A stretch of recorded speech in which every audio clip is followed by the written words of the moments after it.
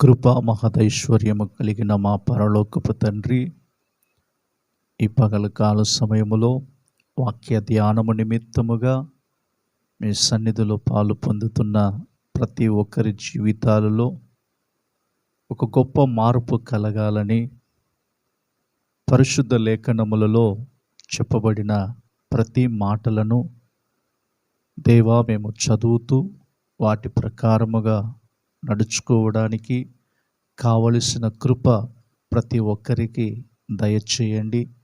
వర్తమానమును వింటున్నటువంటి వారందరి హృదయాలు దేవా శుద్ధీకరించబడి మనోనేత్రములు తెరవబడాలని ప్రార్థించుచూ ఉన్నాను. స్తుతి, ఘనత, మహిమ, ప్రభావములు మీరే పొందుకోమని యేసు క్రీస్తు వారి నామములో అడిగి ప్రార్థించుచున్నాము తండ్రి. ప్రభువునందు ప్రియ దేవుని బిడలారా, పరిశుద్ధ లేఖనములలో యేసు క్రీస్తు వారి యొక్క శిష్యులను గురించి గమనించుచూ ఉన్నాము గనుక శిష్యుల యొక్క జీవితాలలో ప్రభువును ఏ విధముగా వెంబడించారో అలాగే మనందరి జీవితములలో ఈ కడవరి దినములలో ప్రభువును వెంబడించడానికి మనము కూడా ప్రయాసపడాలి. ప్రయాసపడుతున్న ప్రతి ఒక్కరికి దేవుడు తగిన ప్రతిఫలము పరలోకమందు ఆయన సిద్ధపరచుచూ ఉన్నాడు. కనుక మనలో ఒక్కొక్కరము కూడా దేవుని వాక్యానుసారముగా నడుచుకోవడానికి, ఆయన చిత్తము చొప్పున చేయడానికి మన ప్రాణము, ఆత్మ, శరీరమును సంపూర్ణముగా ప్రభువుకు అప్పగించుకున్నట్లయితే ఆయన తన ఉద్దేశములను బట్టి, ఆయన తన ప్రణాళికలను బట్టి మనలను నడిపించును. పరిశుద్ధ లేఖనములలో యోహాను సువార్త 1వ అధ్యాయము 46వ వచనాన్ని గమనించినప్పుడు, అందుకు నతానియేలు, నజరేతులో నుండి మంచిదేదైనా రాగలదా అని అతనిని అడుగగా, వచ్చి చూడుమని ఫిలిప్పు అతనితో అనెను. ఫిలిప్పు యొక్క జీవితములో ప్రభువును ఏ విధముగా కనుగొన్నాడు, ఏ విధముగా వెంబడించాడో ఈ విషయాలన్నీ కూడా అంజూరపు చెట్టు క్రింద ఉన్న నతానియేలుకు తెలియజేశాడు. అంతవరకు అంజూరపు చెట్టు క్రింద ఈ నతానియేలు యొక్క జీవితములో మనము గమనించినట్లయితే ధర్మశాస్త్రములను అలాగే మోషే ప్రవక్తలను ఎవరిని గురించి రాసిన కార్యములను చెప్పబడ్డాయో వాటిని గురించి అతడు ధ్యానిస్తూ ఉన్నాడు. ఆయన యోసేపు కుమారుడైన నజరేయుడగు యేసు అని అతనితో చెప్పాను. కనుక ఫిలిప్పు యొక్క జీవితంలో నజరేయుడకు యేసును ఏ విధముగా కనుగొని ఆయనను వెంబడించాడో ఆ విషయములను నతానియేలుకు తెలియచేస్తూ ఉన్న ఆ సమయంలో ఈ నతానియేలు చెప్పే మాట ఏమిటంటే, నజరేతులో నుండి మంచిది ఏదైనా రాగలదా అని అడిగాడు. అంటే నజరేతును గురించినటువంటి అభిప్రాయం అనేది నతానియేలు యొక్క జీవితములో గమనించగలుగుతూ ఉన్నాం.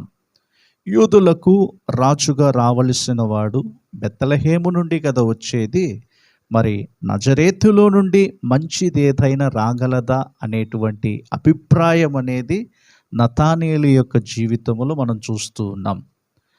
కనుక నేడు కూడా అనేకులు దేవుడు అనేవారు ఉన్నట్లయితే ఆయన గొప్పవాడుగా ఉండాలి, మరి ఆయన గొప్ప దేవుడై ఉండాలి, మరి దేవుడు అనేవారు ఉన్నట్లయితే ఆయన సర్వ శక్తిమంతుడుగా ఉండాలి అని చెప్పే విధములో నేడు చాలామంది కడవరి దినములలో పలు అభిప్రాయములనేవి కలిగి ఉన్నారు. మరి నతానియేలు యొక్క జీవితంలో కూడా ఇటువంటి అభిప్రాయముతో ఉన్న ఈ వ్యక్తిని యేసు ప్రభువారు అంజూరపు చెట్టు క్రింద ఉన్నప్పుడే నిన్ను చూచి తినేని అతనితో చెప్పాడు. మరి అంజూరపు చెట్టు క్రింద ఉన్న ఈ వ్యక్తి యొక్క జీవితములో నజరేతును గురించినటువంటి ఈ అభిప్రాయము కలిగిన వాడుగా ఉన్నప్పుడు యేసు ప్రభువు అతనిని చూచి ఇశ్రాయేలీయుడు అని చెప్పుచూ ఉన్నాడు. ఇతడు నిజముగా ఇశ్రాయేలీయుడు, ఇతని యందు ఏ కపటమును లేదని అతనిని గురించి కూడా యేసు ప్రభువారు సాక్ష్యం ఇచ్చినట్లుగా మనం చూస్తూ ఉన్నాం. నా ప్రియ దేవుని బిడ్డలారా, కడవరి దినములలో దేవునిని గురించినటువంటి అభిప్రాయములు అనేవి చాలామందికి చాలా కార్యములు లేకుంటే వారికి ఆ తలంపులు కలిగిన వారుగా ఉంటున్నారు. దేవుడు అనేవాడు ఉన్నట్లయితే నా పక్షమును యుద్ధమును జరిగించాలి, నా కొరకు ఆయన యుద్ధము చేయాలి అని చెప్పి దేవునిని గురించినటువంటి పలు అభిప్రాయములు అనేవి కలిగి ఉన్నారు. మరి నా ప్రియ దేవుని బిడలారా, ఇక్కడ ఫిలిప్పు ఏ విధముగా వచ్చి చూడుమని నతానియేలుతో చెప్పాడో, దేవుని వాక్యములో చెప్పబడిన ఈ మాటలను బట్టి మనము గమనించినట్లయితే, ప్రభువు యొద్దకు ఏ వ్యక్తి అయితే వచ్చుచూ ఉన్నాడో, ప్రభువును తెలుసుకోవాలని ఏ వ్యక్తి అయితే ఆతురత కలిగి ఉన్నాడో, అతని జీవితంలో మాత్రమే ఈ తప్పైన అభిప్రాయములన్నిటిని కూడా తొలగించుకొని మంచి తలంపులతోనూ మంచి ఉద్దేశములతోనూ మంచి అభిప్రాయములతో బ్రతికేవాడుగా ఉంటున్నాడు. దేవుని యొద్దకు రాక మునుపు పలు అభిప్రాయములు ఉండవచ్చు, కానీ దేవుని యొద్దకు వచ్చిన తరువాత మనలో ఉన్నటువంటి ప్రతి సందేహములకు, ప్రతి తప్పైన అభిప్రాయములు తొలగించబడి దేవుని యొద్ద మనము జవాబును పొందుకోగలుగుతూ ఉన్నాం. మరి నతానీయుల యొక్క జీవితంలో కూడా నజరేతులో నుండి మంచిదేదైనా రాగలదా అనే అభిప్రాయముతో ఉన్న వ్యక్తిని చూసి, ఇతడు నిజముగా ఇశ్రాయేలీయుడు, ఇతని యందు ఏ కపటము లేదని చెప్పి యేసు ప్రభువారు సాక్ష్యం ఇచ్చినట్లుగానే మరి మనలను గురించి కూడా దేవుని యొక్క ఉద్దేశం ఏమిటి?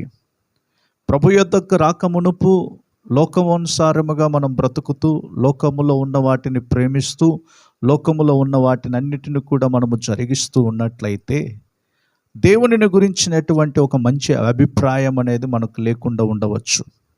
కానీ ప్రభు యొద్దకు మనం ఎప్పుడైతే రాగలుగుతూ ఉన్నామో, ప్రభు సన్నిధిలోనికి మనం ఎప్పుడైతే చేరగలుగుతూ ఉన్నామో, మన అభిప్రాయములన్నీ కూడా మారిపోయి దైవిక సంబంధమైనటువంటి కార్యములను గురించి తలంచేవారముగా ఉంటున్నాం.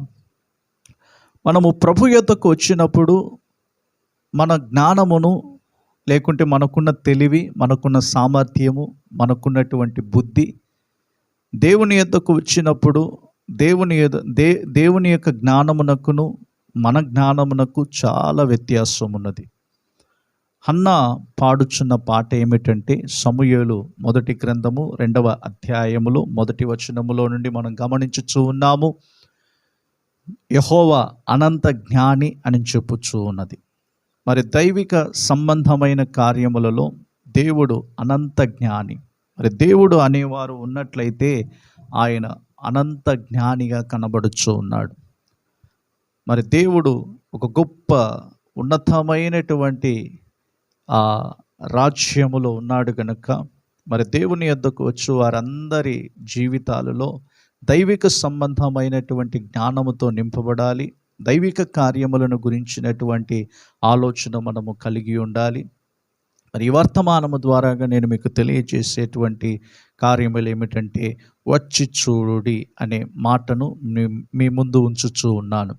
మన ప్రభు యొద్దకు వచ్చినప్పుడు, ప్రభు యొద్ద చేరుకున్నప్పుడు, మరి ప్రభు సన్నిధిలో మనం పాలు పొందుతూ ఉన్నప్పుడు మన అభిప్రాయములు మారిపోతుంటాయి.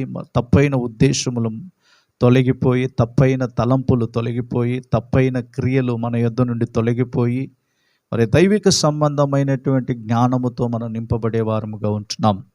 లోక జ్ఞానం అనేది ఒక మనుషుణ్ణి మరణమునకు నడిపించుచూ ఉన్నది. అయితే దైవిక సంబంధమైన జ్ఞానం అనేది, పరలోక సంబంధమైన జ్ఞానం అనేది ఒక మనుషుని పరిశుద్ధతలోనికి, సాత్వికములోనికి నడిపించగలుగుతూ ఉన్నది.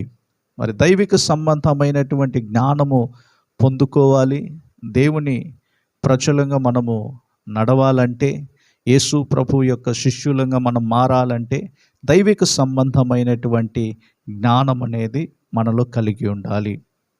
మరి ఇక్కడ నతానీయేలును చూసి యేసు ప్రభు వారు చెప్పిన మాటలు ఏమిటంటే, యోహాను రాసినటువంటి యోహాను సువార్త 1వ అధ్యాయము 50వ వచనములో, అందుకు యేసు, ఆ అంజూరపు చెట్టు క్రింద నిన్ను చూచితినని నేను చెప్పినందువలన నీవు నమ్ముచున్నావా?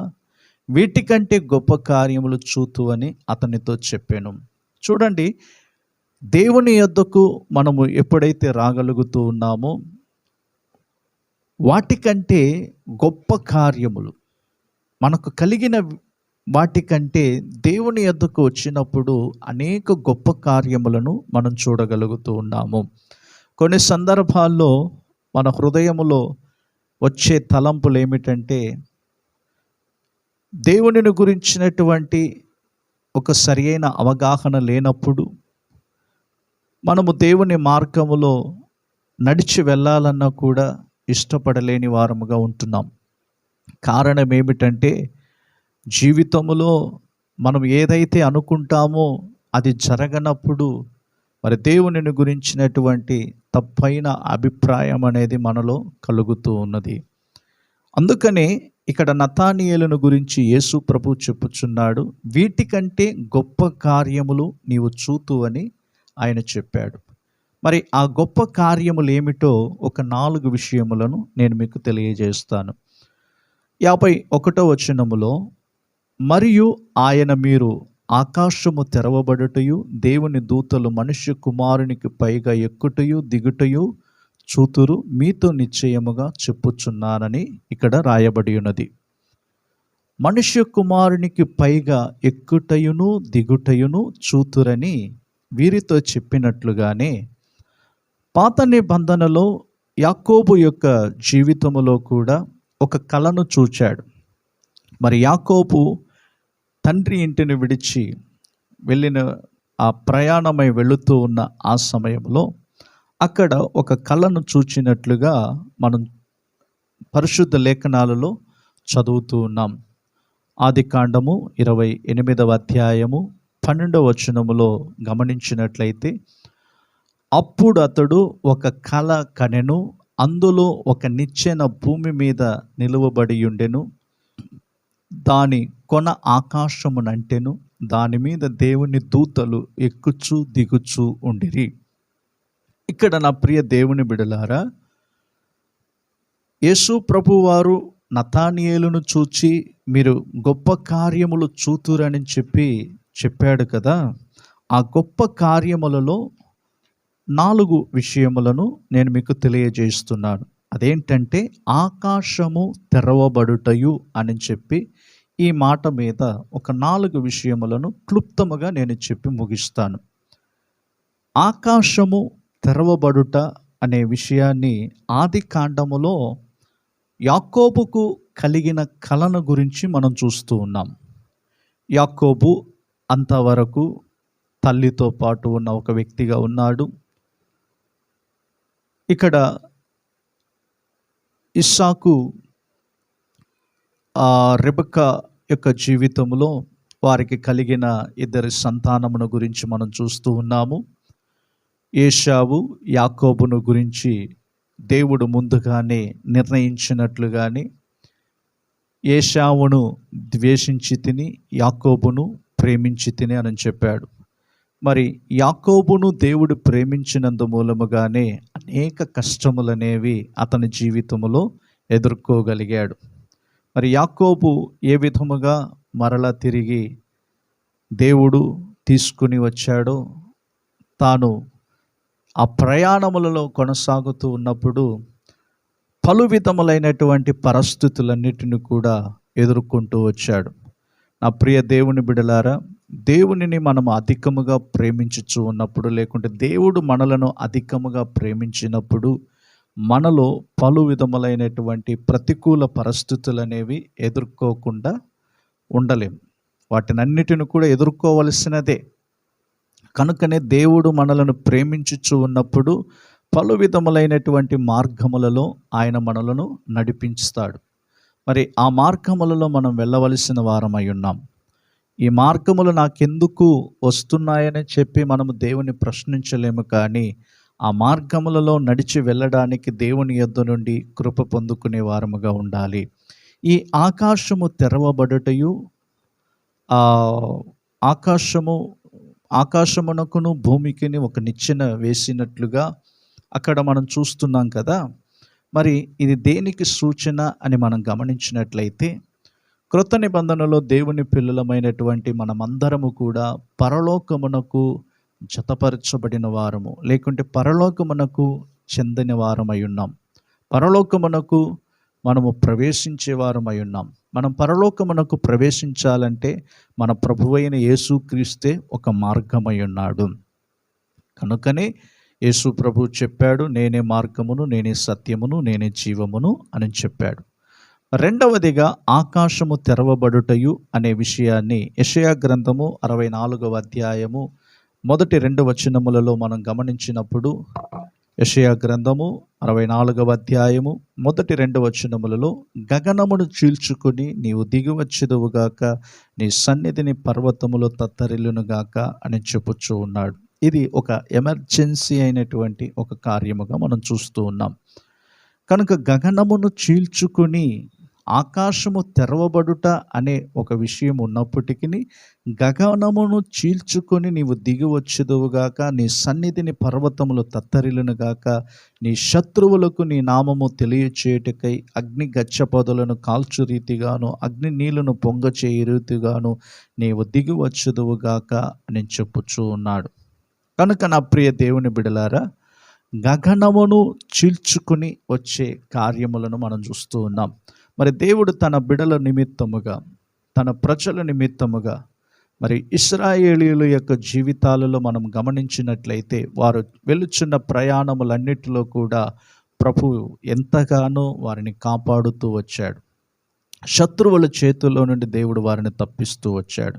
మరి కడవరి దినములలో కూడా ప్రభు యొద్దకు మనం వచ్చినప్పుడు, ప్రభు సన్నిధిలో మనం పాలు పొందుతూ ఉన్నప్పుడు, మనం ఎప్పుడైతే ప్రార్థన చేసి విన్నపములను చేసి దేవుని సన్నిధిలో మనం ఏదైతే అడుగుతూ ఉన్నామో, దేవుడు తప్పనిసరిగా మన నిమిత్తముగా ఆయన గగనమును చీల్చుకొని మన జీవితములలో ఆయన మనకు సహాయము చేసేవాడుగా ఉంటున్నాడు.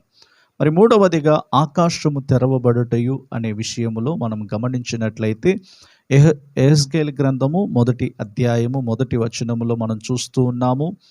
30వ సంవత్సరము 4వ నెల 5వ దినమున నేను కేబారు నది ప్రదేశమును చెరలోని వారి మధ్య కాపురముంటిని. ఆ కాలమున ఆకాశము తెరవబడగా దేవుని గురించిన దర్శనములు నాకు కలిగెను.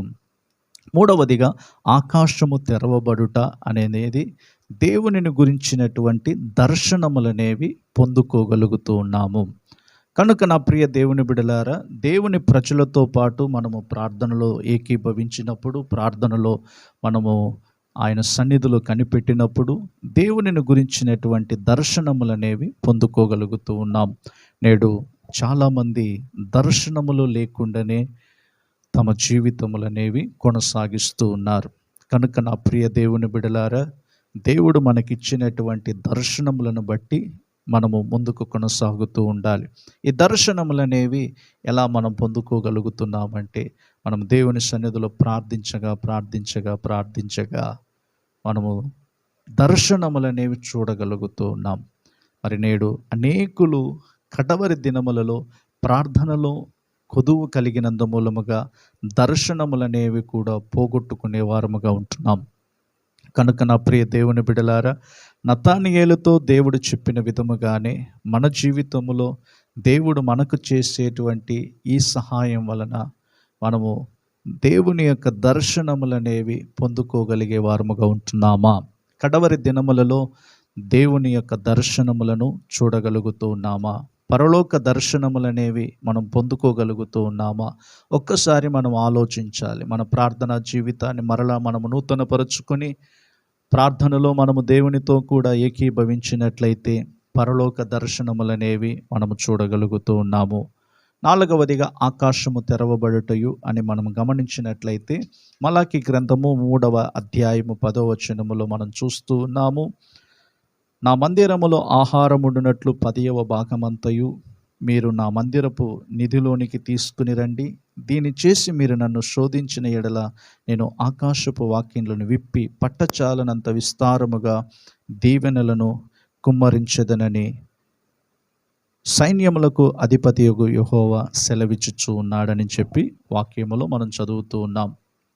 కనుక 4వదిగా మన జీవితంలో మనం ప్రభువుకు నమ్మకంగాను సమస్త విషయములలో మనము నమ్మకంగాను ఉన్నప్పుడు దేవుడు మనకు ఆకాశపు వాక్యములను విప్పి పట్టచాలనంత విస్తారముగా దీవెనలను కుమ్మరించెదనని చెప్పాడు. కనుక నా ప్రియ దేవుని బిడలారా, మనము ప్రతి విషయములో దేవునికి నమ్మకంగా ఉన్నట్లయితే మనము ఆశీర్వదింపబడిన జనమై ఉన్నాము. కనుక నతానియేలును గురించి మనము గమనించినట్లుగా అతడు ఏ విధముగా పిలువబడ్డాడు, ఆ పిలుపుకు తగినట్లుగానే మరి నతానియేలు యేసుక్రీస్తును వెంబడించాడు. మరి మనందరి యొక్క ఆత్మీయ జీవితాలలో కూడా ప్రభువును వెంబడించడానికి మనలను మనము సిద్ధపరుచుకొని మన ప్రాణము ఆత్మ శరీరాన్ని ప్రభువుకు అప్పగించుకొని మరి యేసుక్రీస్తుకు శిష్యులంగా మనం మారినట్లయితే యేసు ప్రభు ఎక్కడున్నాడో అక్కడ కూడా మనము ఉండడానికి దేవుని ఆత్మ మనందరికీ సహాయము చేయును గాక. ప్రేమ కలిగిన మా తండ్రి, మీకు స్తోత్రాలు చెల్లిస్తూ ఉన్నాము. ఆశీర్వదించబడిన ఈ పగలకాల సమయములో దేవా, అపోస్తులుడైన నతానియేలును అనగా బర్తలోమయాను గురించినటువంటి కొన్ని ఆత్మీయ సత్యములను మేము నేర్చుకోవడానికి మీరు మాకు ఇచ్చిన కృపను బట్టి మీకు వందనాలు. కడవరి దినాలలో ప్రభువా, మేము కూడా మీకు శిష్యులంగా మారడానికి దేవా పలు ఆత్మీయ విషయములను మీరు మాకు బోధించినందుకు స్తోత్రాలు. ఎవరైతే వర్తమానమును వింటున్నారో వారందరి యొక్క జీవితాలలో ఒక గొప్ప మార్పు కలగాలని ప్రార్థిస్తూ స్తుతి ఘనత మహిమ ప్రభావములు మీరే పొందుకోమని యేసుక్రీస్తు నామములో ప్రార్థించుచున్నాము తండ్రి, ఆమేన్. సమస్త జ్ఞానములకు మించిన దేవుని యొక్క సమాధానం మనందరికీ తోడయ్యుండును గాక.